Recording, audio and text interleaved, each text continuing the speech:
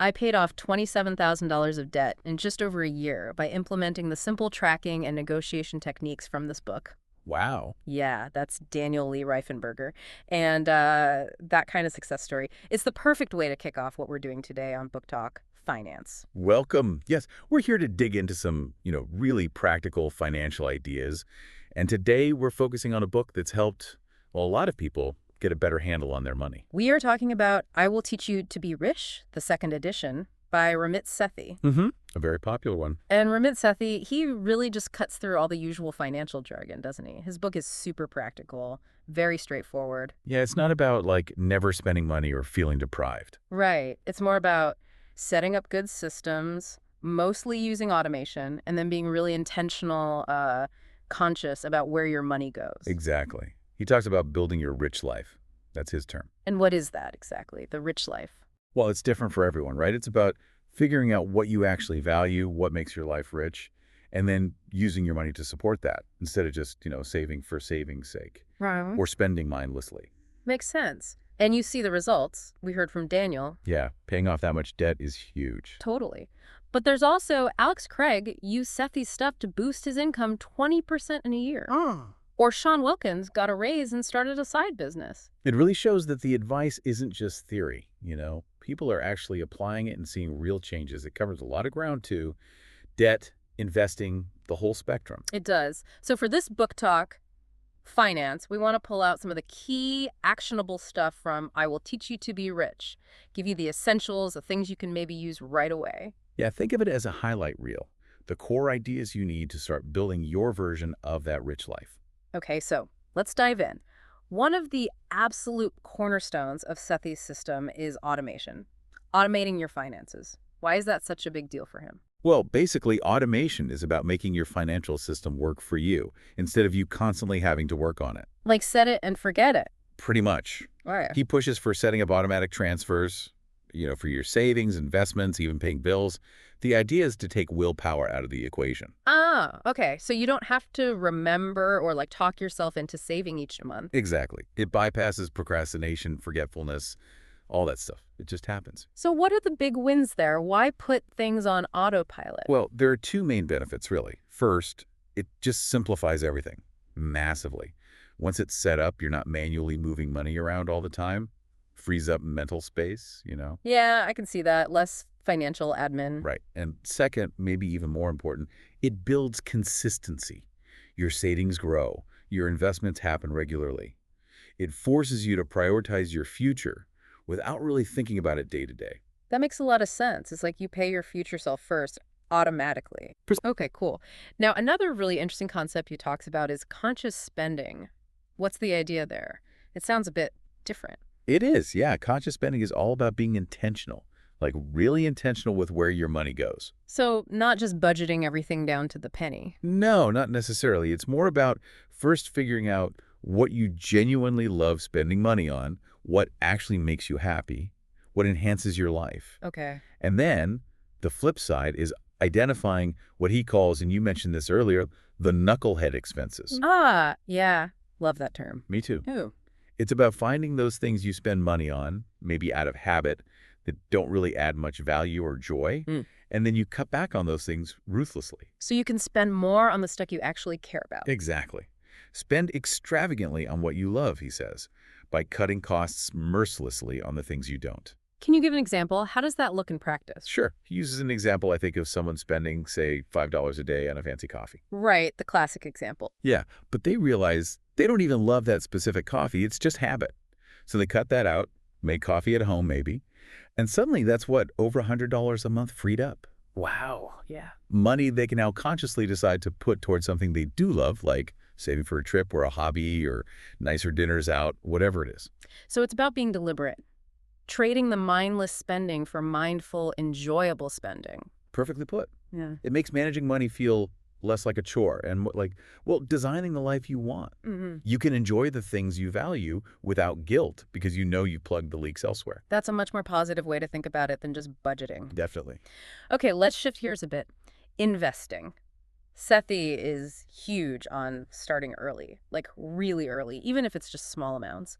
Why the urgency? 2 words. Compound interest. Or, well, compounding returns. It's the magic The ingredient. snowball effect, right? Exactly. And he illustrates this so well with his story of Smart Sally and Dumb Dan. It's a hypothetical, obviously, but it makes the point crystal clear. Okay, break that down for us. What happens with Sally and Dan? So Smart Sally starts investing, let's say, relatively small amount each month, but she starts early, maybe in her 20s. Dumb Dan waits. Maybe he starts in his 30s, maybe even later. And maybe Dan even invests more money overall, or for a longer total number of years. Right. But because Sally started earlier, her money had much more time to grow and, crucially, for the earnings on her money to start generating their own earnings. That's the compounding. And the result? Sally ends up with significantly more money, like way more. The difference can be tens, even hundreds of thousands of dollars, depending on the numbers, all because she gave her money more time to work. Wow. So that time in the market really is critical. It's arguably the most important factor for long-term growth. Starting early, even small, beats starting big later, almost every time. That really hits home. It makes you think, okay, just get started. Don't wait for the perfect time or until you have a lot to invest. Absolutely. Just starting is the key. Now, investing is crucial, but Sethi also talks about optimizing the basics, like your bank accounts and credit cards. What's his advice there? Yeah, he doesn't neglect the foundations. For banking, it's pretty straightforward. Minimize fees, maximize interest. Simple as that. Meaning, Meaning, find checking and savings accounts that don't charge you monthly fees. And look for savings accounts that actually pay you a decent interest rate, high-yield savings accounts.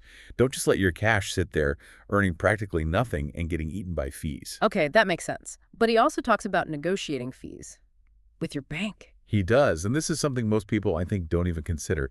He basically says a lot of fees, monthly maintenance fees, sometimes even overdraft fees are negotiable. Seriously. How? Just call them. He suggests being polite, explaining you're a good customer, and asking if they can waive the fee. He even gives scripts in the book. Often, banks would rather keep you happy, keep your business, than nickel and dime you on small fees. Huh. That's actually really empowering. Worth a try, for sure. Totally.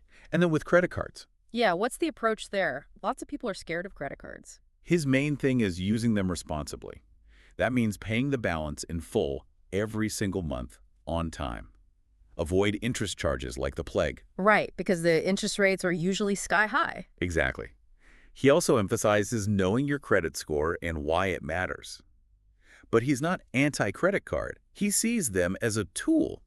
Use one or two strategically to build good credit history.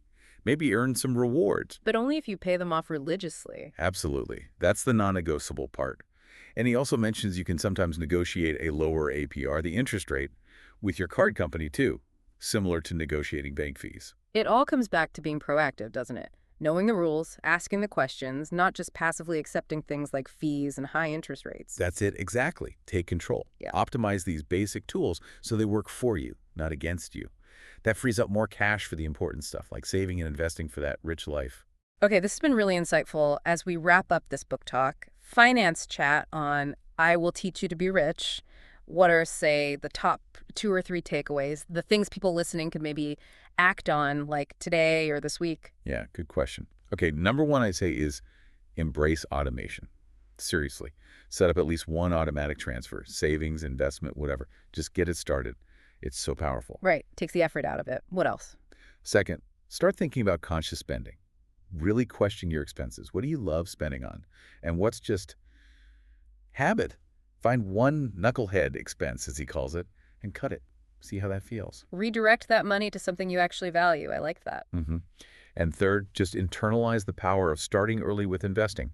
Remember Sally and Dan, even if it's just $20, $50 a month into a low-cost index fund, start now. Time is your biggest asset. Automation, conscious spending, and start investing early.